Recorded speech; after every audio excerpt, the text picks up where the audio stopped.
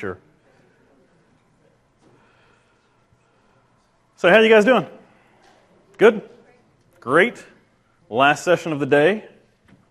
Those of you just walking in, I actually just got done explaining the meaning of life. I'm sorry that you missed it. I don't have time to go over it again. I do appreciate you coming, though. So we're going to go ahead and get started. If I get too loud, you guys tell me to shut up. If I get too quiet, you tell me to speak up. We'll do it that way. So we're going to talk about the painters, the policemen, and the Pope, and what that has to do with, at all, with Microsoft Project. Has anybody ever heard me talk about that before in the room? Maybe one or two? Okay. So, yeah, we'll talk about that today. We'll get going on how we're going to use the painters and policemen and the Pope to understand some things about Microsoft Project. All right. So you're in the right place. Let's get going. My name's Travis Crittenden. I have been working with Microsoft Project from an IT perspective for a very long time. I worked at a company called Cox Communications for 12 and a half years. And in there, we implemented Project Server for the IT department, stood up an IT PMO as part of that process as well. And had some really great experiences with that. In 2009, I got the gift of layoff and started my own, got the gift of entrepreneurship at the same time. Who knew? Started my own business called Plan Further. And Plan Further is dedicated to helping people like you guys with Microsoft Project Server implementations and integration. So I'm a PMP, an MCT, and anybody ever heard of Learning Tree, by the way? All right, so if you take the Microsoft Project class at Learning Tree, you'll have me to thank for that. I wrote that class. Same thing for the Project Server class. All right? Anybody ever taken that class there? No? Okay. It's a good class. Fantastic, fantastic class. If I do say so myself. Break my arm, pat myself on the back. So, Plan Further. What do? We do consulting. We also do integration services. And because for the last 3 years we've been doing a lot of customizations, and customers like yourself say, hey, you know what, I wish Project Server did this thing better, differently, more my way. We have a series of things that we're going to be launching this year. We're very excited about that stuff, which is one of the reasons I want to talk to you. I want to make sure that you knew who we were and to expect some cool things to come out of our website in the future, okay? So be looking for that. All right. So, anybody ever asked that question? Why did that happen? Yeah. Yeah. There's maybe some expletives in your version of the question, right? Yeah. Okay. So yeah. All right. Why did that task just move? We hit that the very first time I started using Microsoft Project. What do? You go in, you type in a task name. Oh, that's easy. I can do this, just like Excel. You go over, you do some other stuff. You type in somebody it might be assigned to. You type in another task, another one. And about 30 minutes later, you're pulling your hair out, right? You just haven't read a book. You don't know. What's going on here? So a lot of us start from that space, and depending on our experiences over life, we may or may not have answers to some of the reasons why tasks move in Microsoft Project. What I want to do today is help you come to a place where you've got quick answers for why did that task move that way? Can you anticipate how that task moved? We were talking earlier, right? The challenge isn't so much that we need to stop Microsoft Project from doing the math that it does or moving the things around like it thinks it should, because it's actually built very wise to do that stuff. It's got some really good logic in there to do all of that stuff. What we need to change, usually, is our perspective, our anticipation, our ability to anticipate what is going to happen with that task movement that's there, okay? So that's kind of what this session is going to be all about. How do I really get to grips on that stuff, okay? And understand it from maybe a new perspective. So let's have a little show of hands. We're going to have a very interactive session with you guys. Is that okay? Great. All right, so show of hands. Everybody put your hand up. We'll start with that. Everybody put your hand up. At least one is good, yeah. All right, so who has used Microsoft Project for more than 3 years? Ooh. All right, more than 5. All right, more than 8. Ooh, more than 10. Wow, I got some more than 10s. Okay. Who's used it more than, see how far back that would be. Wow, more than 15. I've got a couple in the back. Wow, all right, give them a hand. That's awesome. Very good. That's fantastic. You guys want to come up here and I'll come sit down? You can deal with that? No? Okay. All right, fantastic. All right. Glad you're here. Hopefully, if nothing else, for those of you who've used it for more than 15 years, you might take away less than people who have been using it for around 3 years, right? Maybe. But I do want everybody to take away something. So we're going to talk about different tips and different tricks on how to understand some things. All right, so conference going pretty well for everybody so far? Yes? All right. All right, so we're going to hit our mark today. We're going to get through our session. We're going to go have some fun at the event, I promise. Okay, so I know you're here for the painters, the policemen, and the Pope. But first, we're going to talk about the usual suspects. So when we think about task movement inside of Microsoft Project, the great question for all the new users that pick it up and try to use it for the first time, there's a handful of things that we can always count on to be in play, right? A handful of things that we should always maybe first look at when our mind turns to, well, why did it do that to me? I don't deserve that, you know? So one of the things we can look at are our duration settings. Now, piece of cake, right? Duration's duration. First thing we do with it, we put a duration in. Oh, that's obvious, right? We're going to go through and we're going to talk a little bit about some things with duration that we just need to keep an eye on. All right? So there's normal duration settings. What do we have? We have minutes. By the way, anybody use minutes in their project schedules as durations? I don't want to work on your project, by the way. Is that okay? Is that all right? No, I don't want to do that. No? Yeah. That half-a-minute task, I'm not interested in being accountable for that one. Hours, how about that? Okay, who uses hours on some of your tasks? I've had some of those, sure. 4-hour durations, that kind of stuff. Days, yeah, it's default, isn't it? Yeah, we get days by default. That's what most of mine are. Weeks, months, okay, a couple of months, yeah. So you go from one end to the other, don't you? That's awesome. All right, so there's shorthands. Now, those of you who've been using it for 15 years, you know that there's shorthands for all of these settings, right? Minutes would be what? What letter? If I want to type in, I'll do it for you, right? It's M, yeah. So if I want to type in 5 minutes, it's 5M. And I get 5 minutes, right? So I'll pull up my demo machine here. We'll go through that real quick. No problem. It's a good chance for me to try it out, make sure it's all working. There we go. You guys see that? Okay, so 5 minutes, 10 minutes in this case, right? My duration will be 10M. That's the shorthand for it. 10 minutes. All right. All right. How about 10 hours?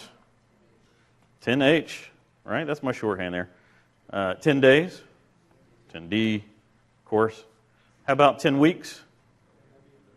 10W. All right, what about the next one? What's 10 months going to be? 10 what? MO. Yeah, not M, because we've already used that one. So 10 MO. How about a year? How do I do 10 years or a year? 1Y. Oh, you're probably right. Let's try that. Whoop. Not so much, right? So we can't do that, right? Our upper limit is months. So what we're going to do is we're actually going to do 12 MO. There's our 1 year task. Is that okay? That's how it works. It better be okay. All right. Okay. So elapsed duration is another setting that we have. Now, anybody ever use elapsed duration for anything in your plans? Okay, a few of you have. You're great. All right. I like elapsed duration. It's a problem solver sometimes, isn't it? We can use it to solve problems. In fact, you'll actually see elapsed duration behind the scenes other places in the tool. Okay? I'm going to show you what it does. All right? We'll go through it. It puts the task, and you can see it on here on the slide, right? So it puts the task into a 24/7 clock. All right? Let's talk about that for a moment. Now, let's say I've got some concrete that I'm pouring for a foundation. And of course, all of these are contrived examples I'm going to be showing you today. Some task A and task B, really complex task names, right? But we've got some concrete that we've poured. You guys can imagine that. So much concrete, it took me 2 days to do it. A lot. It's going to have to cure for, let's say, 100 hours, which is probably very low for that much concrete. But it has to cure. So what's wrong with what I have up here? Yeah, it's way longer than actually just being 100 hours. What's going on here? It's going 100 hours, but it's only happening 8 to 5, Monday through Friday. And it's taking a break for lunch. Does concrete curing take a break for lunch? No. Okay, so what do we need to do about that? We're going to have to use this handy-dandy feature I was just talking about called elapsed duration. And the way that we do that, we put an E right in front of whatever duration you have. E days or E hours or E minutes for you, right? E minutes. I got 100 E hours. And what's that going to do to this task, you think? Shorten it up. Because why? It runs on a 24/7 clock now, right? Which it should, right? It's concrete curing. It doesn't care when lunchtime is. It just goes. So now it's 100 hours long, right? Starting right now, going for the next 100 hours, and then it's done. Does that make some sense? Yeah? Okay. Anybody ever have a task like that in their plan that they could use that on? Sure. So those of you who don't use it today, I'll bet you do. I'll bet you have once in a while something like that. IT world, we used to have to scrub disks, right? Put new disks in our sand, we'd have to scrub them, and they would go and go and go and go and go, and roughly 24 hours later, we'd have that. Sometimes backups would run that same way. So we've got things that don't stop at 5 o'clock, that don't stop on the weekends and take a break. Those are the good examples for where I might use that. Okay? So that's elapsed duration. That's basically, duration's a simple thing. It's kind of task movement-wise, one of the things to look out for, right? The elapsed duration setting. Okay. So we did the demo. So what's the best practices? Well, one of the things is, and you guys might already know this, one of the things is that duration estimates that you use aren't always equal to work estimates. Does anybody agree with me when I say that? Okay, right. So I throw out the idea that maybe it's like your commute. Anybody have a really long commute? Yes? How long is your commute in the back? 45 minutes? I can beat that. Who's got a longer commute than 45 minutes? How about you? Hour 10. Anybody longer than hour 10? All right, so hour 10. Out of an hour 10, I'm going to ask you, how many minutes do you think your car is actually really working instead of just sitting there? About an hour of that, right? So it's not exactly the same. I live in Atlanta. Mine might be more like about 30 minutes out of an hour and a half, right? I could be going, much faster if the speed limit and the kind of traffic and all that stuff wasn't in my way. I could get there whenever I want. But I can't. So my car works periodically during my commute, right? That's the same thing for your resources on your project sometimes. I'm sure you got resources that, I'll get to that thing, right? Or it takes me 40 hours, but really it takes them about 5 hours to do that thing, right? Okay. All right, so where do we find good estimates? That's also a good best practice. Also, if we're going to have these estimates, how can we find good estimates? Where do we find them? I got some things up here, right? History, last project we did, something similar that we've done. Subject matter expertise is also a good place to find estimates. Sometimes industry guidance will drive where you get your estimates from, right? So as long as we're going to be putting in duration of minutes, hours, weeks, and months, have some story to tell about why you chose that duration value, right? As long as we're going to be doing that, it's a good best practice. Okay, how do we get better at estimating? Practice, same idea, right? Start estimating, right? A lot of times we go to our SMEs and our subject matter experts, and we don't allow them to really estimate things. We just tell them, you go do that thing, right? You go build that thing for me, all right? And I've given you 100 hours to get that done. I've given you a day to get that done, right? We can get them to give us better estimates if we include them in the planning process. So my challenge to you, of course, is to make sure that you do include your SMEs in your planning process. I like to literally let them build my plan for me if I can. Okay. So let's move on to link types. All right. So why do we link tasks? How many of you guys work on projects where you don't link the tasks? It's a valid thing to do. Okay, so I got a few. All right, yeah. So I'm of the belief that there are things like, the shopping list my wife gives me. I don't really need that linked, right? I don't need to know, first get the milk, then go get this other thing. That's okay. There's some stuff like that in life. But for the most part, I like my projects to have a really great set of links, okay? I'm of the the old school, critical path kind of guy. I like the sticky notes on the wall. That's where I come from, right? So I like to link the tasks. So I link the tasks because I know that change happens, right? You could rephrase that however you like. I like, change happens. So task movement will impact other tasks. And reasonably, if I've done a good job at linking my tasks, it should, right? It should impact the other tasks. If one task moves, the other one should follow suit. Well, of course, linking tasks has got a great amount of bearing on task movement in our plan, okay? So you need to fully understand the task link types that we've got available to us and what they do, what the rules are. We sometimes have some misconceptions about these 4 different task link types, and I want to talk about them. Okay, so the default that we get is finish to start. That's our finish to start task link type. Every time you create a link between 2 tasks, for the most part, you get a finish to start link to begin with. Okay, so if I said this task connects to that one, the first one has to finish before the next one can start, right? Using the car metaphor, I have to turn the key before I can drive to work, right? This has to be that way. I can't reverse that. That's just how it is. Sometimes it's hard logic. Sometimes it's preferential logic. I want to do it this way, right? Makes some sense for us to do it that way. Start to start. What does start to start mean? Task has to start right here, and the second one can start, right? Something like that. We'll talk about that in a moment, yeah. So I'll give you an example of that. So a good example, a good story behind a start-to-start task would be fence posts and fence rails. I put up a fence in my house recently, and we had to dig the holes and put the fence posts in, and then string the rails between those 2 fence posts. How many fence posts did I have to have before I could put the rails up, though? 2. Right, so the start relationship there is that what goes first? The posts, right? And then the rails go after that. So there is a relationship there. I can't have both of them start independently of each other. I can't do the rails first. I got to have this one, and then the other one can start. Finish to finish is the same thing, but it's reversed, right? So finish to finish, a good example of that might be proofreading a book that someone's written, right? So if I proofread a book, I can't really finish proofreading a book until the first task of writing the book has already been done, right? It's got to be complete before I can complete my proofreading. Is that fair? Okay. All right. And then start to finish is the one that I don't really use a lot.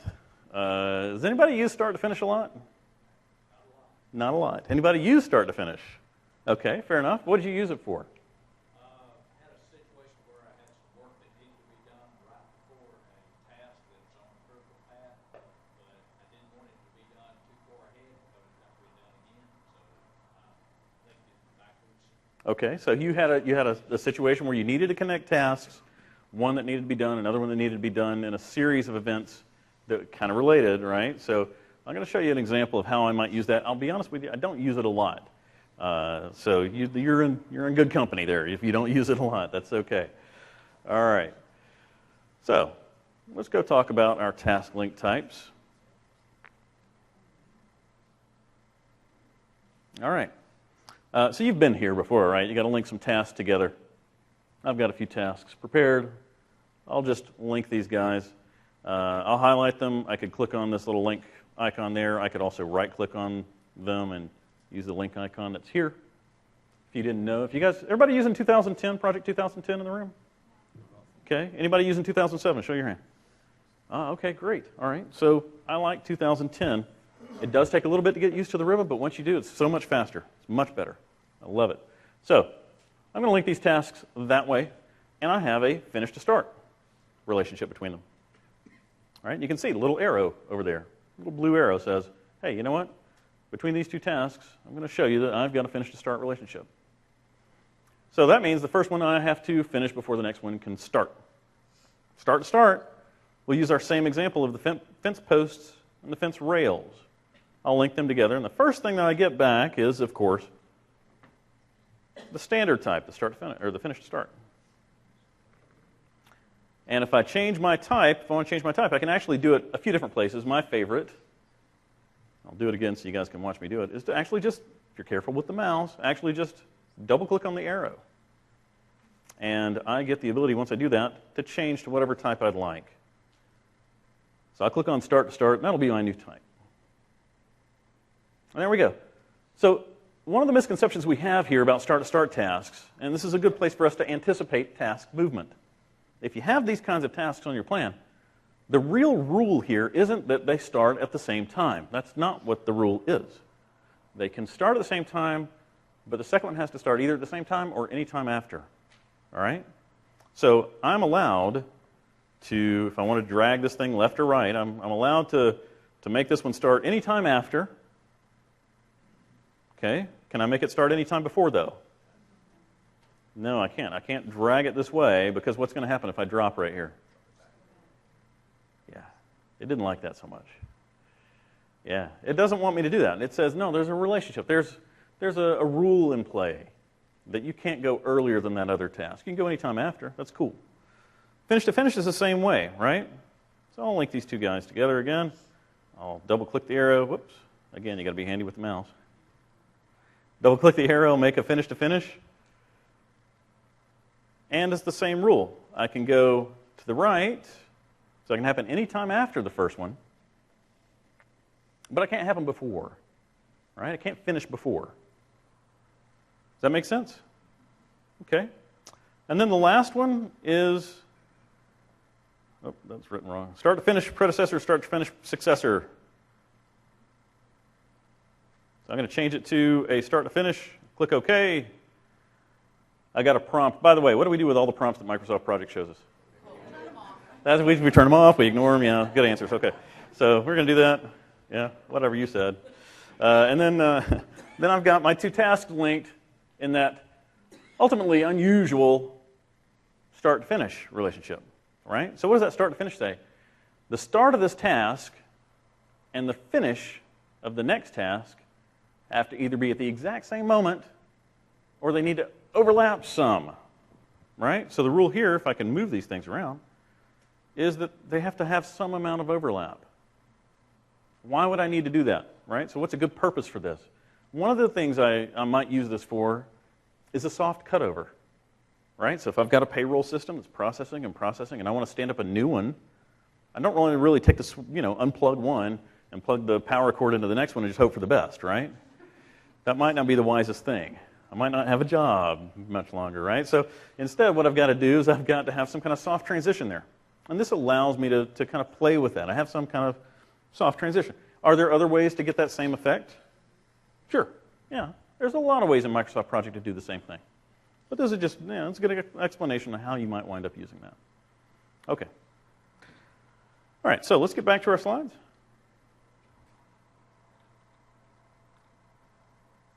All right. So what are the best practices here? I like to link my tasks, my subtasks, maybe my milestones, but I don't always link my summary tasks. You might have a different opinion on that. That's cool if you do. Some places I'll see people only linking summary tasks, and I'm okay with that. What I don't like to see usually is blending of that, right? Pick one or the other. That's a good best practice, right? Either go the route of, intentionally linking your summary tasks, or go the route of linking the tasks themselves. But probably not blending them so much. There are versions of this tool, especially if you go, you save it back into earlier versions and pass that off to a vendor that you're working with, a client that you're working with. Their 2003 version might not appreciate that so much. So, anybody ever had that problem come up? Besides me? Yeah? Okay. Good. All right. All right. We learned that lesson. Okay, so when we link, we want to make sure that each task has at least one predecessor and one successor. That's, again, for my PMI, critical path kind of thinking, right? That I like to have a start milestone. I like to have all my tasks linked to one another. If they don't have a link on the left and the right, we call that a hanging task. Anybody ever heard that kind of thinking? Yeah? I think it's good medicine, right? Try to have some of that kind of stuff in your plan. Once you get used to it, it's very, very helpful. All right. More usual suspects. Lag and lead. So what does lag and lead do? Do you guys use lag or lead, by the way? Some of you? Okay, great. All right, so I've got a couple stories to tell about that. So what does lag do? Lag delays our tasks, right? Lag is a delay, right? I remember back in the day talking, I used to work at IBM way back, and talking across to our British office there was this terrible echo that came back and forth across the phone line back in those days, right? And so, you'd get that lag, right? I would say something, it'd take a while for them to respond, that kind of thing. Okay. Lag is exactly that. It's that delay, and it's forced between, in project, right? In project sense, it's forced between two tasks. So one of the reasons we might use that is that there's a fixed amount of time between the time I order some equipment and the time it shows up, okay? Or the time that you complete your project or your task and the time I can start mine. That might happen. All right? So lead is the opposite of lag. Lead accelerates that task. Lead does the overlap, right? It says, you used to be maybe finish to start. You're still finished to start, but I just, you know what? I just want you sooner. I just want you to have, some overlap here. I'm going to go ahead and start you sooner than you used to be. All right. And the quote at the top, that was me talking to my wife about our recent remodel, right? So we did have the idea that we could lay the carpet and paint at the same time. Is that a good idea usually? No? No. Not a good idea usually. It can be stressful on the marriage. All right, so yeah. So lag and lead. Let's do a demo on lag and lead real quick. And I want to show you a couple of cool things about lag and lead that you may not use so much. Anybody work on software development type stuff or deliverables that are just maybe either in sprints, like 2-week sprints, or have 4 or 6 weeks or whatever kind of interval to them, and you do those in a cyclical fashion? I'll show you something about that in just a moment. So, all right. So here's lag and lead, right? So I've got my foundation poured, and I've got to frame the house. But what do I have to do? We talked about the concrete curing earlier, right? I've got to wait. I've got to wait until concrete's ready. So I might have some amount of lag here. And where am I going to add lag? Same place I've been adding it. I can actually double-click this thing, or I could double-click the task itself. And if I go to my predecessors tab, you'll see that there's a column for lag, all right? But I'm going to go double-click this guy, and I'm going to put lag in here of, what do you guys say? How long should I wait after I pour concrete before I frame? 7 days. 7 days. I like that. I got other things I can be doing. 7 days. All right, so what happens if my first task in this relationship, maybe the foundation pouring, is late? What happens if that's a few days late? Should I still wait 7 days? Yeah. Okay. Am I waiting 7 days? Kind of. I'm waiting 7 business days, which is, not many construction people are going to come and work on, Sunday afternoon. Some are. Who knows? I could, just to point it out to you, though, I could do, remember that elapsed duration? I could do 7 days. What would that do, you think? Right. Literally runs that thing as the crow flies, right? Literally runs it on the calendars across the calendar without caring, whether it's Saturday or not, right? So it's literally 7 days at that point. It's not, it's 9. What's that? It's 9. Yeah. It's what? It's 9. It's snowing? It's 9. Oh, it's 9. I was like, why is it snowing? All right, yeah. Okay, yeah. So it's 9 days. Why is it 9 days? It's very good. Yeah. So fair enough. I will. Well, we'll get back to that because the answer is that it didn't want to start the next event after this particular task until Monday. It wanted to take the weekend there. All right, so paint the really big room and install the carpet again. Right? There's a relationship to be had here. This is probably the proper relationship as it is right now. Should we leave it? Yes, we should, but the problem is we've got to have it done faster, of course. So what are we going to do about that? We're going to use lead. And if I want to do lead, it's the same thing as doing lag. It's just negative, right? So if I want to overlap that by 2 days, I can minus 2D. And there we go. Now, here's one thing I'll tell you about lead. I like lead. I like it a lot because I don't really usually use it during planning. I use it during execution. You guys ever update your project after you get done planning it? Anybody? You got some giggles. Yeah. I've been in that boat early on until it bit me. All right. So this is it, right? Yeah. So I've got lag and lead. Lead does the overlapping. Now, why does that interest me so much is because it tells a story, a visual story here of something I like to relate it to fast tracking, right? So if I want to fast track, the idea, PMI idea, is that For fast tracking, what we're doing is we're doing some acceleration of that other task. We're kind of overlaying some tasks that we're not intentionally supposed to be done that way. And when we fast track, usually we're introducing some extra things. Maybe in this case, what? Risk. It's a good answer, yeah. Risk. What's the risk? I'm going to get paint all over my carpet. Yeah, not a great idea. Okay. So yeah, maybe we're willing to accept that risk. Maybe that turned out okay. In our case, it did actually turn out okay. We did get done on time. We're all happy about that. But so yeah, that's risk when you kind of overlap it. But it's a nice story to see, isn't it? Later in life, we can see that. Okay, nice thing to do. All right, so that's one thing I'll do to kind of get my schedule back on track. All right, so that's lag and lead for the most part. Oh, I want to show you one more thing. Sorry, one more thing with lag and lead. I've got a second demo that I wanted to point out to a couple of you that we talked about.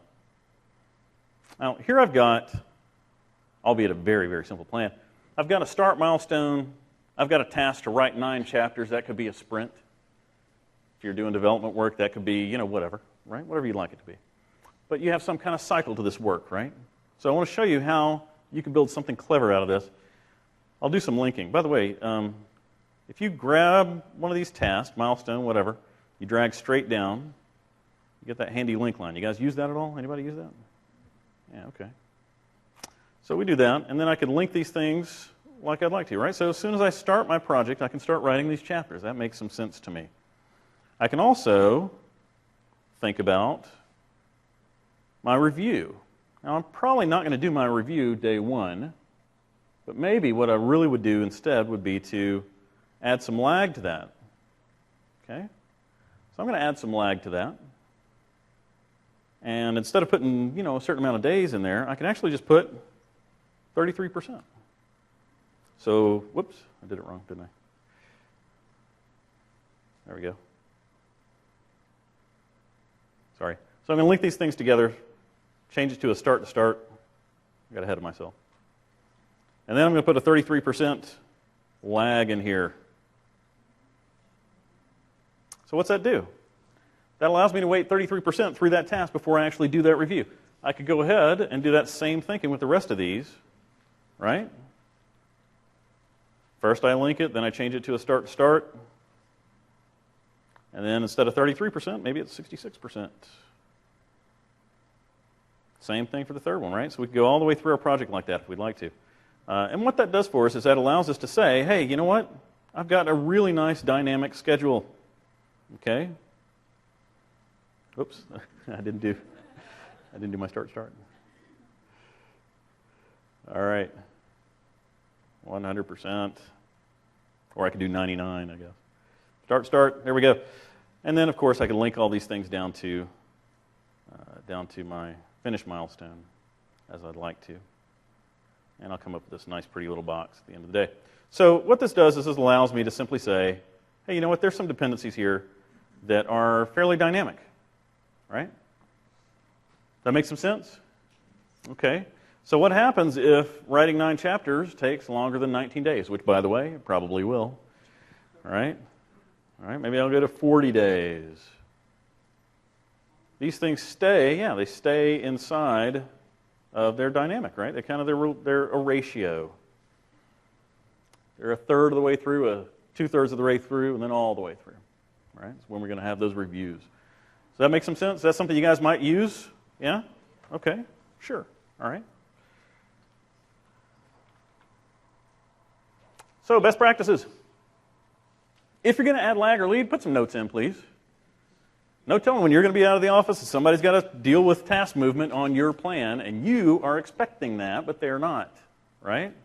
You can anticipate it, they can't. Put some notes in that, right? Have a little note icon there.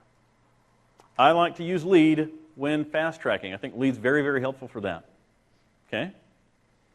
All right. I think it's easy to notice that adjustment once we do it, and we talked about that. When we have fast tracking, usually we introduce some risk, like our paint and our carpet. Something for you guys to take away. Hey, you know what? If I'm doing that overlap just to get my project back on track, there is a cost somewhere to doing that usually. Look for it. Okay? What else is there? Calendars. Calendars are fundamental. Right? We could use Excel for a lot of this stuff, but the calendars really make project differentiate itself, that and the linking, make sure it's differentiated from Excel by a wide margin, right? People that use Excel, that came from the Excel world, use that for project management. Once you come to project, you eventually come to appreciate all of the things that the calendars do for you, all the things that those links do for you, right? All right, and of course, when do all the Mayan projects have to get done? Sometime this year, right? Because there's no more calendar for them, yeah. All right, so we're going to talk about this, right? So projects can be, calendars can customize the days that are available for working. They can customize, days that you're not working, right? So you can have the, I'm going to come in on a Saturday, or you take a company holiday, any of that kind of stuff. We can also customize the working times every day, right? So we can customize what that looks like. I came from a place where they had a summer hours program. You guys ever see that? No? Yeah, you should have one of those. It's very good. It was 4 10-hour days, and then off on Friday. It was very nice for the summer. It made my job as a PM a little hard. But who knows? Maybe it'll all get done eventually. So we customize calendars by applying them, and we customize our calendars. We apply them to projects, resources, and tasks. So our projects can have a custom calendar, our resources can have a custom calendar, and our tasks can have a custom calendar. Okay? We'll talk about that. Which ones take priority? Right. So if you have all three in play, we'll start with that scenario, right? That's a great question. So if I've got all three of them in play, I've got a resource custom calendar, I've got a task custom calendar, and I've got a project custom calendar. The way that it works is that the resource calendar will be applied to or combined with either the task calendar if there is one, or if there's no task calendar, the project calendar. All right? So it either the resource calendar gets combined with one of the other two. There's only two in play at any moment. All right? So resource calendar, task calendar, project calendar. You'll get resource first combined with the task calendar. So I have to do the resource is going to do the work within what the task parameters are. Okay? And it'll ignore, at that point, what the project calendar says. That's the, because if you think about it, there would be no other way for us to override what the project calendar said other than changing the project calendar. We couldn't have a task that was just separate from that without that. So, but anyway, okay, so here's a demo for task movement and calendars. We'll do that real quick. All right.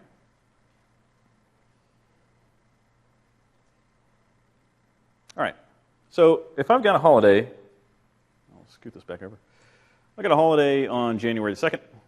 I can apply that, and you'll kind of recognize this a little bit. I'm not going to get way down deep into your question, but I can go to my change working time tool, and for my project calendar, I can actually say, hey, you know what?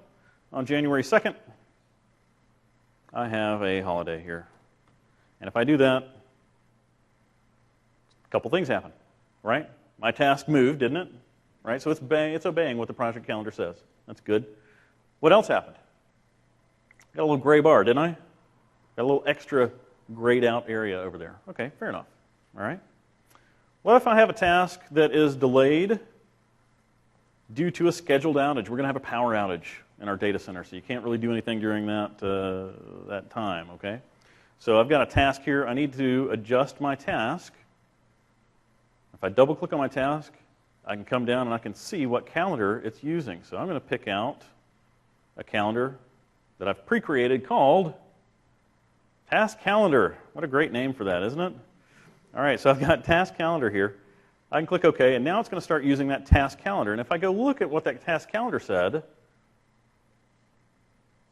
all I do is I go back to that Change Working Time dialog, and I find the Task Calendar.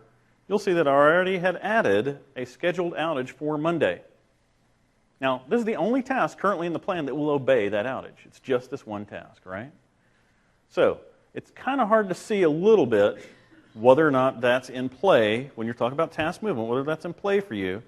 But if you use the indicators column, you can hover over anything there and read what's going on with that task. In fact, there's other ways as well for you to get more information from this, okay? There's several things in the tool that allow you to do that. But the task calendar, called Task Calendar, is assigned to this task. And you can see that it's moved it past Monday. Now, I might like to see that gray bar over here like I was able to see the holiday on January 2nd. So if I right-click, and if I go to non-working time, I can choose which calendar I'm currently looking at on the right-hand side. In this case, I'll say task calendar. And you'll see that now Monday is grayed out, right? It's that day, that power outage is there, okay? So this allows us to do some clever things. If you're suspicious, right-click over there. Is that affecting my task movement? Right-click over there. Show the calendar that you think is in play here and see what's going on with it. That way you can have great visibility to it. We can solve problems that we can see, okay? All right, and finally, we've got tasks with a resource on a summer hours program like me. So I'm going to go ahead and move over to that task, which happens in the summer. And we'll take a look real quick at what the change working time has to say about that particular task. So I'm going to go to my resource sheet and take a look at me. And you'll see right now that I'm using just the standard calendar. That means I'm going to obey that holiday on January 2nd, but nothing else. So I might want to change the base calendar for me to something else, right? Maybe the one called summer hours. Now, every resource has a base calendar, right? Just like standard or just like summer hours in this case. And you can also lay on top of that any customizations for that one resource that you would like. Their own vacation, right? Their own holidays. That doesn't apply to all of the resources. That's just for them. So resources are a little special. They get a calendar that's a base calendar, and they apply their own customizations individually on top of that. Okay? So be aware of that. You guys use resources on your plans. Worry about calendars a little bit. This is a good tip for you. All right? Great. So let's go back and see what my Gantt chart looks like now. Ooh, wow. Let's take a look at that calendar then. I'm going to go back to my project, click on Change Working Time. It looks a little funny to me. If I look at my summer hours program, it says what? That I'm coming in during the summer. I'll have to go to the summer here, right? And I'm coming in and I'm doing some work between 8 and 5, Monday through Friday, which is not right, actually. There we go. That's better. Yeah. Okay, so in my summer hours program, I'm supposed to be doing... What is going on? Sorry, the moment got messed up. I could set this to be fixed by, okay, I'm not going to push you through it. There's a problem with the demo. I could set this to be fixed by saying, oh, well, you know what, I'm coming in 2 hours early every day, but if you'll notice, I'm showing right here my task starts at 8 instead of the 6 o'clock that I'm coming in, okay? So I need to pay attention to what time my tasks are starting by default, okay? Yes? Can you do all these on a server environment? Yes, all of this can be happening on a server environment. In fact, server is actually better because you can force calendars on projects. You can force calendars for certain kinds of people, or you can allow a blend of that. You can say, I want to force everybody to comply with this particular calendar, but they can also have their own, right? That kind of thing. You have a little bit of blend that you can do. Can somebody on the server change their own personal calendar? Yeah, right. So who uses Project Server in the class? Okay. So did you know that if you plan future administrative time on your timesheet, that for you as that resource, that will create a calendar outage for you? Did you guys know that? Yeah. Isn't that amazing? That's great, isn't it? That means I don't have to do it as a PM. You're going to be on vacation? Great. Go ahead and type that in. It takes it out of my calendar. My schedule can move around you. When you're here, we'll do that work, right? That's very clever. Good stuff. If we had 2 people on test number 7, Mm-hmm. and they had, like the one guy didn't do your 4-day thing. Okay. Sure. How would you do The task would extend. Okay, so it assumes that both people have to do the work that you've assigned them individually. So if you've got 40 hours and I've got 40 hours, you take 5 days to do it because you're on, 8 hours a day, 5 days. I'm on 10 hours a day for 4 days, right? The task is going to be 5 days long as a duration, right? Because it assumes I've got to do my part and you've got to do your part. When you're done and I'm done, the task is done. So it's showing us with our own calendars, but the task takes the Task takes the total duration until you say it's complete and I say it's complete. Yep. Does that make sense? Sort of? Okay, great. Yeah, all right. Okay. So let's go back. What are some best practices? I like to have a shared company calendar. It's easier to do with Project Server, but have something that we all agree to as the list of holidays that we're going to have, right? So if I see your plan, you see my plan, I can expect those things to be there. I shouldn't be surprised. Okay? All right. I like to create calendars for special task behaviors that I know are going to happen, such as a release window. Well, that's an IT term, right? But the idea being that there's a certain amount of time once a month that thing can happen. All right? So I'll create a calendar with everything blocked out except for that event. That way, if I miss that event, it schedules into the next window that was available to me. Okay? So I'll create things. Maybe sometimes I have a task that I have to work on the weekend. Who likes to work on the weekend? Everybody. Oh, great. All right. Fantastic. All right. So, yeah, maybe I might have a task just for that weekend work, right, to represent that I'm going to be there and the task needs to be done during the weekend. Okay? And I'll have to have a custom calendar for my resource for that weekend work if they're not already working on the weekend. Okay. So, I like to adjust resource calendars with vacation, training, meetings, and conferences. Those of you who use Project Server, try that. Try that whole thing. I'm scheduling vacation into the future and see what it does. You'll like it. Okay. Let's talk about constraints. All right. Constraints provide limits to the left and right movement of the task. If you look at the Gantt chart, this is the left and right movement of that task that you're going to be limited on. All right. The questions would be, hey, you know what? Are you allowed as a task to happen sooner? Is that allowed for you? Constraints answer that question. Are you allowed to happen later or finish later or whatever the answers or whatever the question you have is? It controls that. That's what these constraints do. Now, the default setting, we have every task you've ever created inside of Microsoft Project has a constraint. It has a constraint setting. And that default setting is ASAP, as soon as possible. Okay? There's also as late as possible. Anybody use as late as possible scheduling in the room? A few of you? Great. Okay, yeah. So that's a different mind shift for how these things work. But the math is the same, right, isn't it? The math is calculated the same way. So these constraints provide us with either finishing earlier or finishing later, things like that. We can create constraints that partially constrain, that says, okay, well, you're allowed to start anytime after a certain date, but not before that. Very much like that start link type. Or we can have things that fully constrain it. And I'll see this a lot. People say, hey, look, I've got to hit that deadline. My boss said so. What do you do? Right? People, anybody put that finish milestone or that, whatever you're shooting for, maybe that task, put a must finish on date on that? Remember those easy button commercials that that place has, whatever that place is? Yeah? Yeah, there's no easy button for this, right? Just because I put a must finish on doesn't guarantee that I can just forget about it. It's all going to be perfect, right? No, I have to manage my plan. So don't fool yourself into a must finish on date just because you think that's the right thing to do, okay? Make sure you believe in that date. Make sure that that's really what you believe in every time you look at your plan. All right. So let's do a demo for constraint types really quick. We'll talk about a few of those.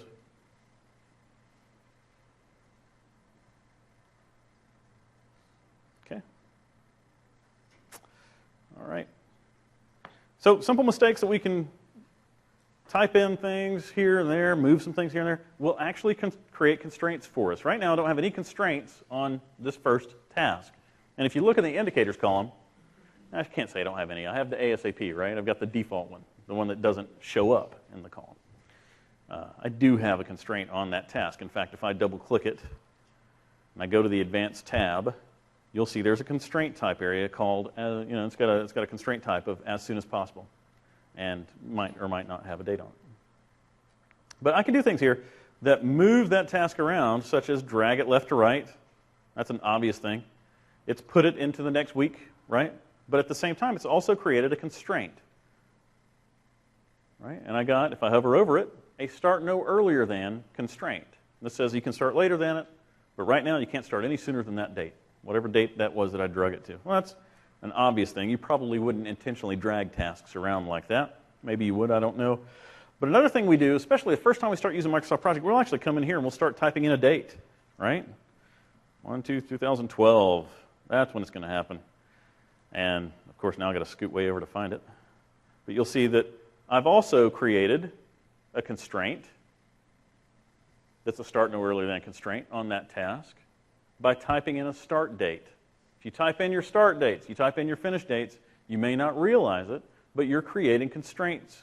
And those constraints restrict the movement of that task either left or right, depending on the version of project that you're using and what you typed in last. All right, if I type in a finish no later than, or if I type in a finish date, I'll get a different kind of constraint on that task when I do that. It'll change the constraint type. All right, so how do I fix a constraint? Fix is the wrong word. How do I change the constraint back to the default? How do I remove a constraint? You don't really remove them. You just put them back to whatever you'd like, ASAP. In my case, I click OK, and we're back to where we started. Okay. So let's go through these. I've got the order parts, but the parts are on back order. What should be the relationship between these two tasks, you think? Right? Certainly got a start and finish relationship between them. But the parts are on back order until next week. I'll just go ahead and put it out there. Is that the right thing to do? Is that the right thing to do? Sometimes it is. Sometimes constraints can be the right thing to do. Right? Have a story to tell. Have a reason you're using a constraint. Don't just do it willy-nilly. Don't do it on accident. Don't say, I don't know why that's there. Right? Hover over this, I'm going to get, hey, I've got to start no earlier than whenever the parts come in. Right? Okay. Standing up a roadblock and starting our Independence Day parade. By the way, how bad would it be if we didn't have the roadblock in place? That would be kind of bad, wouldn't it? All right, okay, so we want to have that done. These are linked already. I might have a nice relationship here, but the truth is that I probably need to put that start date on Independence Day, don't I? Let's go ahead and do that. All right, so we'll say July 4th is where it is. I don't really need to stand the roadblock up now, though, do I? What's the right thing to do here? What's a good choice here? So I've got to start no earlier than for my parade, my fireworks. That seems the right thing to do. What am I going to do with that one, though? I like that, yeah. That's your style. That's the way you like it. All right, so as late as possible. We'll do it that way. And if I scroll over to that date, eventually, we'll see it. And it's backed up, right? So that the first task is happening as late as possible. The second task is pushing it back that way. So they meet at the right place, don't they? All right, so again, don't let people get squished in your projects. Use constraints wisely. We don't want people getting squished by not having roadblocks up. All right, so stuff that has to happen first, and then really important project tasks with a due date. What do we do about that? It's very, very tempting to put a must finish on constraint here. But it's not wise. Instead, we've got another feature that we can use. I'll just briefly touch on that. You may not know about it. There's apparently some visual problem that we as humans have in finding this one text box on this particular dialog box. Under constraint dates, there's a deadline. Big drop down. How do we miss it? Has anybody noticed this for the first time right now, by the way? Okay, maybe. All right. So I can put a deadline here, and that deadline might be, we'll say the 30th. I click OK, and it puts a little green arrow out here. In fact, I'll move it out a little bit so you can see it better. I'll move it to the 6th, so a week later. And it puts a little green arrow out there. In 2007, it'd be a different color. Same idea. It's an arrow. And if I exceed that arrow, it doesn't stop my task from moving. It shouldn't, as much as I'd love to say, I'm going to hit my deadline, I shouldn't constrain the task that it can't move past the deadline, right? Instead, what do I want to do? I want to see the train coming before I get run over by it, right? I want to know the problem before it happens. So what am I going to do? I'm going to extend these tasks. I'll move the first one. I'll make it 10 days long. So far, so good. But what happens if I go to 11 days? Should the second task move past the deadline indicator? Yes or no? Yes, that's the right thing to have happen. Yeah, it went past its deadline. Maybe it's terrible. Maybe that's bad news. Maybe people are getting squished because the roadblocks aren't up.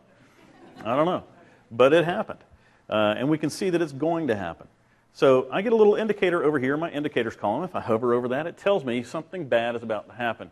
I could do several things with that. One of the things I could do to fix that problem we've already talked about was some lead. Yeah, I could do -3 days, right? Something like that. Maybe your task relationship has that kind of, you could put lead on that. Maybe not.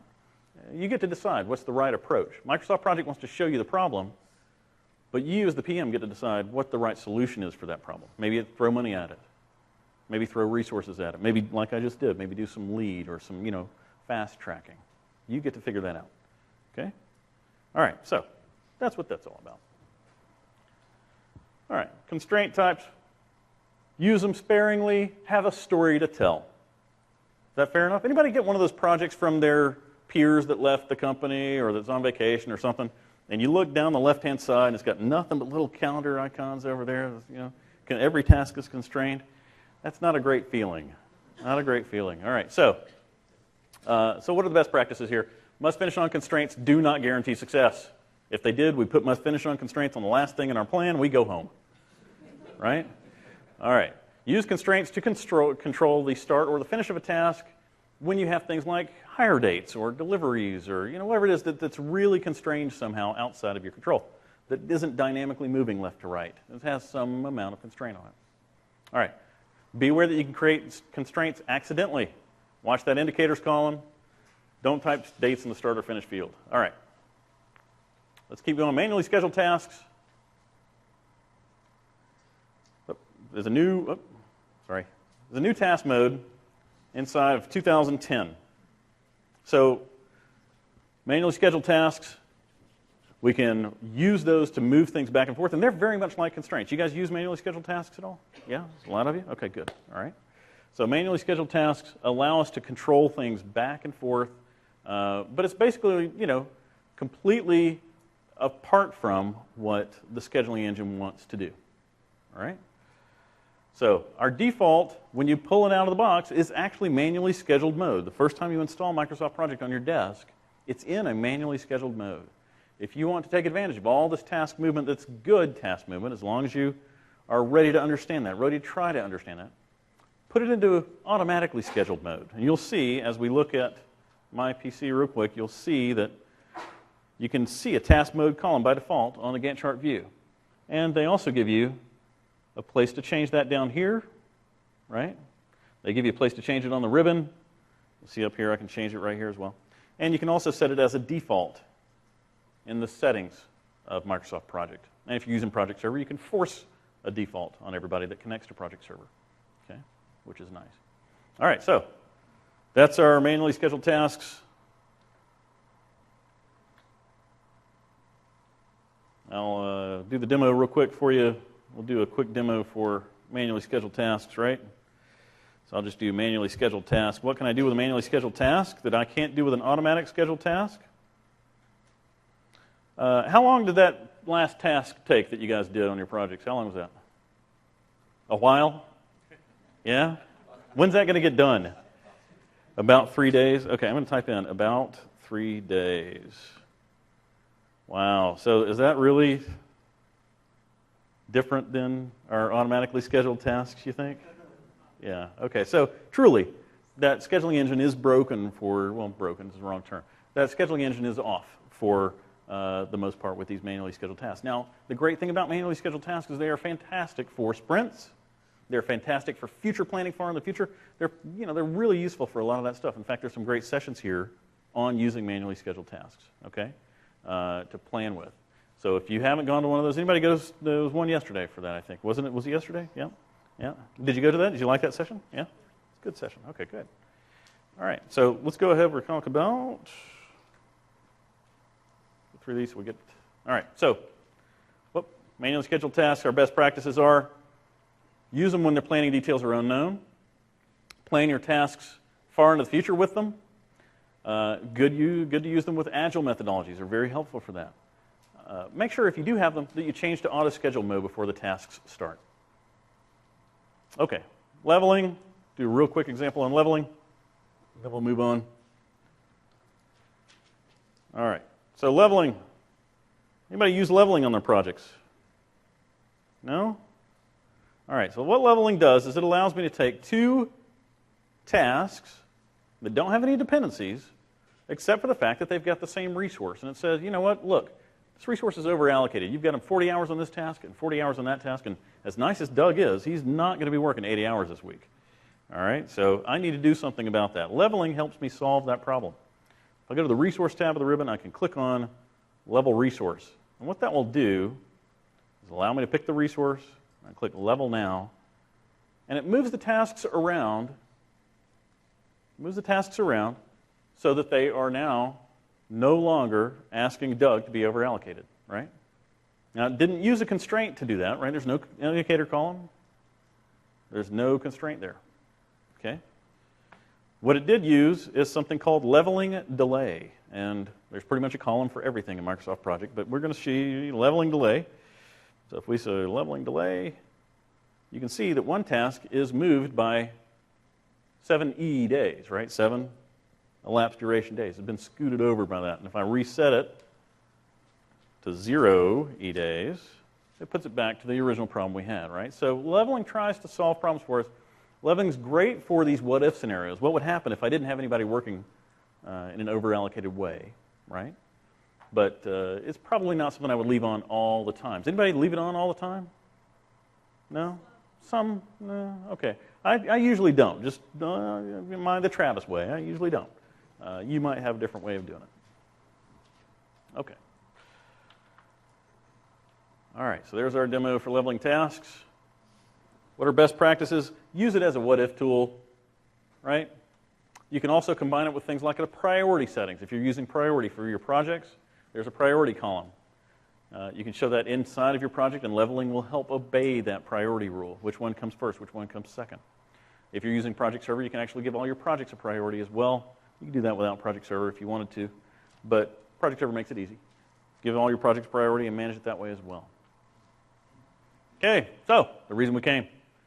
Painters, policemen, and the Pope. What do they have to do with task management? Anything? No? Okay, so one of the fundamental things we struggle with when it comes to task management inside of Microsoft Project is task types. Okay? Does anybody know what task types are? A few of you? Okay, so there are things in there called fixed work, fixed duration, right? Fixed units, things like that. We'll talk about those.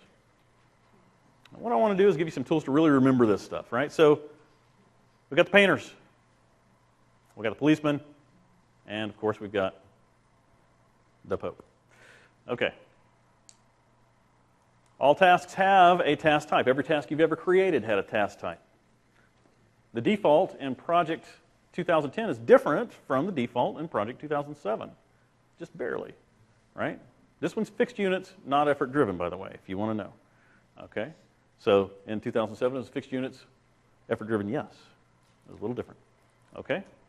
All these task types, these task fixed units, fixed duration, fixed work, they're always applied to your task whether you realize it or not. Now, many companies, you might be in one of those, you might be in charge of choosing which one. Many companies will standardize just to make it easy on their people. They'll standardize on one of these, right? All the projects, all their templates have it all the way down through.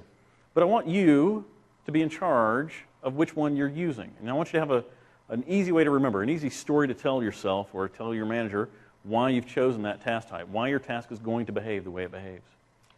Okay? So we've got the painters, we've got the policemen, and the Pope. We're going to go over those things. So the painters. If I've got a client that needs 2 rooms painted, each room takes 8 hours, there's only 2 days to complete the work. That sounds all fine and good, but then somebody calls and says, hey, you know what, I'm going to cut your duration down. How are we going to do that? All right, we might have several different approaches to doing that. In our case, we're going to add another painter. I got another painter. We're going to add another painter to it. So if I add another painter to that problem, what should happen to the duration? I guess still got the same amount of work to do, right? So I've got a fixed work task type because the work was 16 hours worth of work. Is there still 16 hours worth of work to do? Yeah, but I'm dividing it up between 2 people. So it's going to get done faster, right? So my duration shrinks. On a fixed work type of task, I add a second person, the duration shrinks. All right? That's the painter. I add another painter, the duration shrinks. Let's go to the next one, the policeman. So what's the background on that? I've got a parade going on today. I've got one policeman standing around. I need to add a second policeman. What is that going to do to the duration of the parade? Huh? Nothing. Yeah, Zippo. Right, yeah. So the policemen are what? Fixed duration. Yeah, fixed duration. So an easy way for you to remember these things, the painters, the policemen, and how many popes do we have? 1, right. So that's probably fixed units. Yeah, so we're going to get there too, right. So no matter how many policemen I have, right, the parade is going to be the same. Which variable remained the same, the duration? Which variable did we change? units. Okay. What happened? Work got changed. I'm going to pay these people 8 hours each to stand around, so my work went way up, didn't it? Okay. And then the Pope got one of those. No matter how much I might want to have two of them because you've got to be in two places at once, I've got one. Okay? So I have to work around that limitation. That is my limitation, my fixed units, which is one of the reasons why project comes with that as a default, is because we do really have a constraint usually around the resources that we're putting on our tasks. All right? It's not an infinite pool usually to us. Okay? And you get to pick which one's the right one for you. You need to be in charge of which choice you're making. The painter on that task? Is it a policeman on that task? Is it the Pope on that task? Probably not really the Pope on that task, by the way. But okay. All right, so Pope is fixed units. Which variable is locked? Units. Which variable would we change? We change duration because he's going to go to 2 different meetings in 2 different places. Microsoft Project would have calculated the work variable for us. Okay, so let's do a quick demo on that. We'll do test types. Here I've got fixed work, fixed duration, fixed units, and I've got the painters, the policemen, and the Pope. All right, each one on a 10-day task.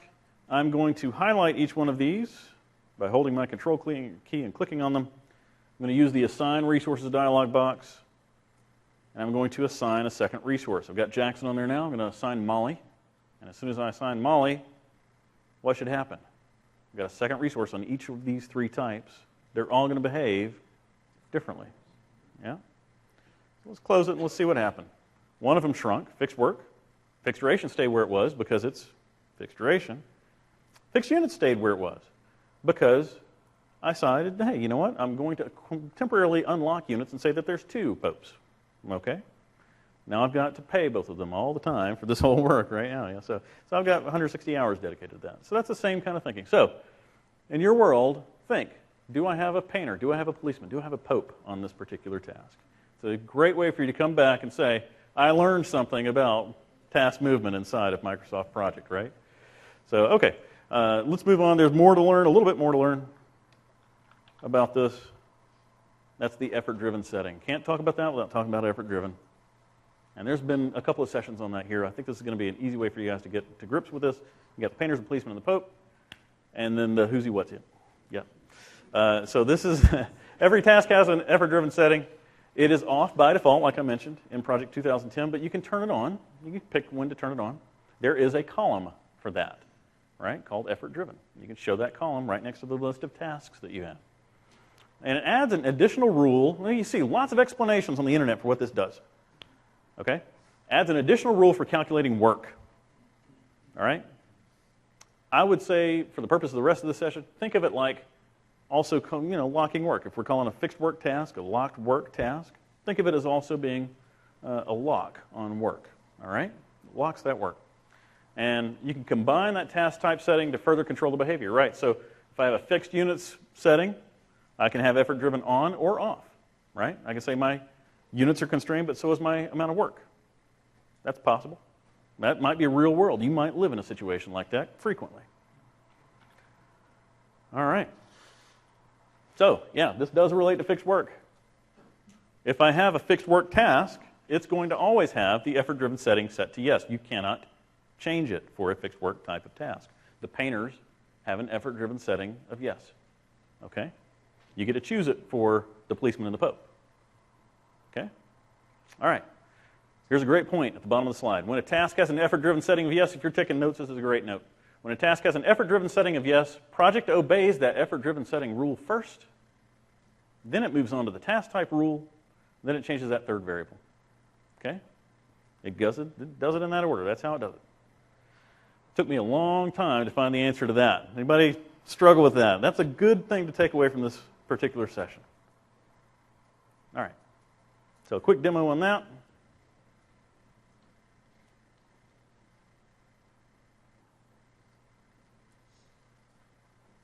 All right, so I've got fixed work, fixed duration, fixed units, all of them set to effort-driven yes, and you'll see I can't even change. There's little drop-downs disabled for me to change the fixed work type. I can't change it. It's always effort-driven. Painters are always effort-driven. If I add a second person to each of these, I've got Jackson again. I've got Jackson on these. right? I highlight them, I do the same behavior. I highlight them, I assign Molly to them. I click close. I'll have some behaviors that I'm expecting. Let's look at our Gantt bars and see what happened, right? Some of them, the duration went from 10 days down to 5 days. The duration shrunk. Okay? How many of them had the work change? None. Why? Because effort-driven is fixed work, right? The work is locked. Okay? It's locked work, if you want to call it that. All right? So, yeah. One of the things you'll notice, without getting way too into this, is that they've changed the behavior of the fixed duration effort-driven yes type in 2010. Usually what we would see over here is Jackson at 50% and Molly at 50%. You guys see that before in your life? You ever see that little 50% next to their names? It still does that. It just doesn't show it here. Okay? Still does the math. It's just not shown here. If I go look at one of the resource usage views, right? Go look at one of the task usage view. You can look at that. Where's my task usage view? There we go. You'll see that for that particular task, that they are indeed, instead of working 8 hours a day, they've now gone down to just 4 hours a day. So 50% of their day on that task. Does that make sense? Yeah, so does that mean that in 2007 I assigned my resources including the percentage? So can I still do that in 2010? Sure, you absolutely can. My tip for that, if you really want to be able to do that well, would be to show the work column and the duration column. Do your duration, we'll just have a new task here, right? Do your duration column first before you assign a person to it of maybe 5 days, and then set a different work estimate of maybe half of that, 20 hours, right? So I would think 5 days with 40 hours normally if it was 100%. But if I set it 20 hours and I assign a particular resource to it, like Jackson, Jackson will come in with that number next to him. In fact, on that fixed duration task, I could go in and type bracket, 50% bracket, and it would keep it. It just doesn't show it to us there by default anymore. And there's an article, if you'd like to Google it, there's an article on why, and it's called peak units. If you want to Google something called peak units, you'll have a nice big article on how to understand why it's doing this new behavior. But the math is essentially the same for this, okay? So nothing really to worry about with that. Okay. All right, so best practices with that, pick a task type for the project, but always confirm that each task is set correctly, right? Make sure that you don't just turn your mind off and say, oh, well, everything's fixed work. Well, maybe not always. Some tasks are fixed duration, all right? You have to be in charge of that. Don't let the tool be in charge of you. You're in charge of the tool. You get to pick what's going on each task. Make sure you pick wisely. Make sure it makes some sense to you when you have to tell the story about it. All right. Determine if work should also be locked. So should I have the effort-driven setting on yes or no? Okay? Estimate your duration and your work separately. Like you pointed out, I might have 2 different estimates for my work and my duration. Assign resource to the tasks after all those above steps have been done, right? Get that in order first, okay? That's a great best practice for you. You don't really have to worry about it too much anymore, but it's a good best practice. All right. Use the task usage view as needed to check and see what's going on day by day with your resources. You saw me flip over there and show that people are working 4 hours a day, right? You could do that too, right? You go there and look and see what day by day, how many hours are you working on this task? Okay? So that brings me to status, date, and task parts. So the last basic idea that I want to cover in the class, in the session.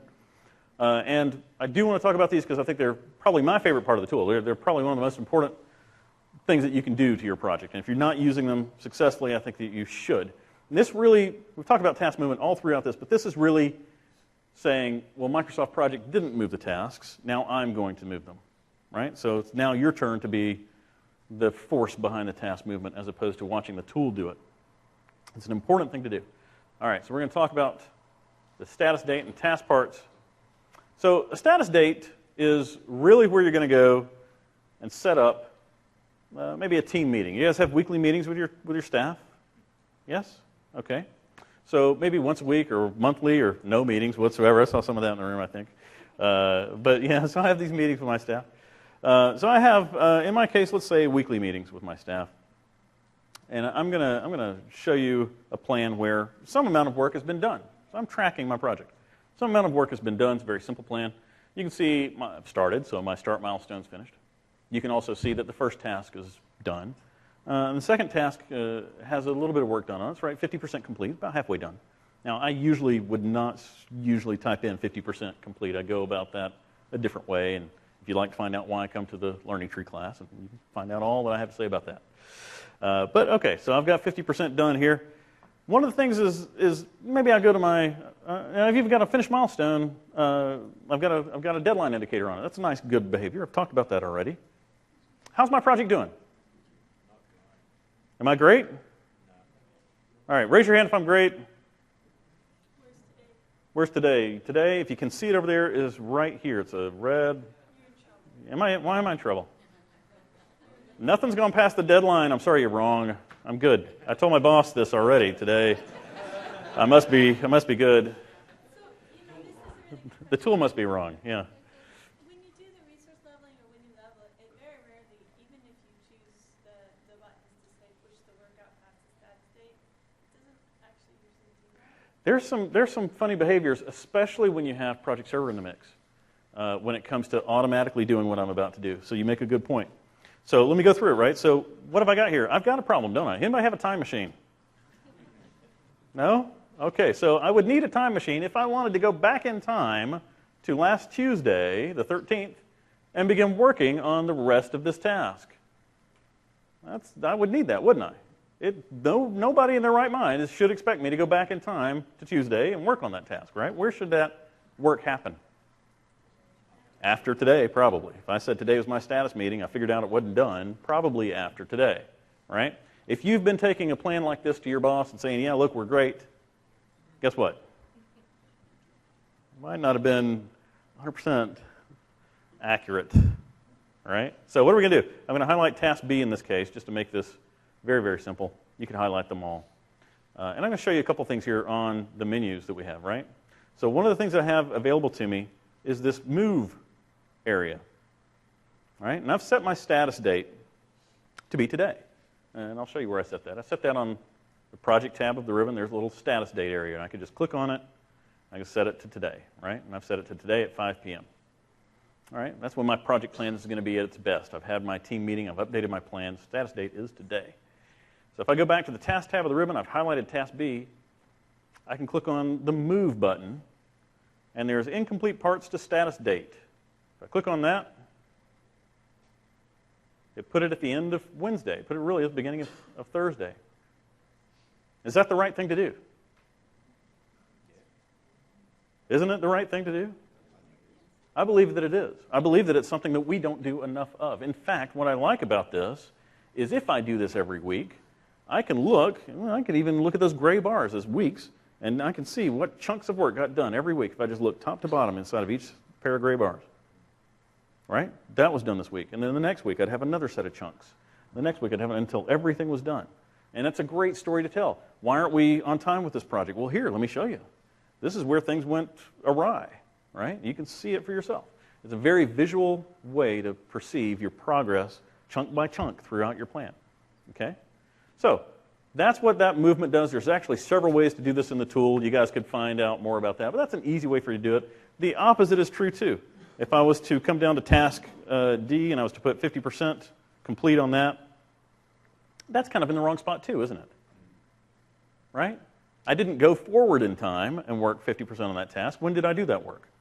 I did that sometime already in the past, didn't I? That should be over that way. That should be on your left-hand side. So I click on Move, and there's the opposite, right, which is completed parts back to the scheduled date. So whatever part of that task was completed, scoot it back to at least happening on Wednesday. Okay? All right, do you guys use that feature of the tool at all? Yeah. Please try. Try it. Right? Please try. Okay. Huh? No, it actually, it doesn't create a constraint for that task. It actually, it just places the percent complete. It puts the actual start date of that task. It just does some math. It puts the actual start date of that task in an appropriate place, okay? And it splits the task into what they call task parts, and it puts the remainder of that into a different place. Said a different way, you can actually perceive that much better if you go to the task usage view, and I'll find our little task here, wherever it is. I can't see it very well. Oh, I don't have anybody on it right now. If I had a resource on it, it would show up here. You can see it in the task usage view simply by showing the amount of work that's happening each and every day. And you see a gap of 0, 0, 0, 0, 0 until there's more work to happen on that task, right? So you'd see actuals, then you'd see remaining and all that kind of stuff. Yes, so I've got a few questions out there. I tell you what, let me get through a couple slides and then I have nothing but time for questions. Is that fair? Okay. All right. So let's go to best practices. So I would say every period, set a status date, update the progress on the tasks. There's, of course, several ways to do that in the tool. Some of them are even automatic, depending on your scenario. All right? Move the task parts to update your schedule. If you don't do that before you turn in a status report, right? Not the best idea. Okay? Conclusions. Raise your hand if you learned something. I got a few hands. Awesome. Great. Okay, good. Fantastic. What reviewed? We've reviewed the usual suspects, duration, links, calendars, constraints, a little bit of manually scheduled tasks, leveling. We did some lag and lead, that kind of stuff. We also talked about, say it with me, the what? Yeah, what are the painters? Fixed work. What are the policemen? Fixed duration. What are the Pope? Fixed units. Yes, can you guys remember that? Yes, you can. Great. All right. Status date and task parts. What is that? Is that important? Yes? Unless you've got a time machine, then you're good. All right. So I'll do Q&A. I'll come back to that slide. Actually, I've got to show this. Microsoft wants me to show this, which is, hey, please fill out an evaluation. If you like this session, let them know. Let them know, please, if you like this session. And also, there are other sessions, some of them that really relate to this, that are kind of expounded onto one or two parts of this. This is kind of a quick overview of a lot of things. But some that go really deep into certain parts of this, they've already kind of happened in the last couple of days. So I'm kind of at the tail end of that. But please, when you do get online access to all these sessions, go back and watch some of those other ones that you've got access to. Okay? If you have questions, find me. I'll be here all day tomorrow. Answer any questions you've got, and I'll make you this promise. If you come across a task movement scenario that you can't solve, you can email me, all right? And I'll go back eventually and put my email up here, which is right there. Travis Crittenden at planfurther.com. You come across something you can't solve task movement-wise, email me. I'll help you. Okay? Fair enough? All right, good. Give yourselves a round of applause. You get to go drinking. Yes.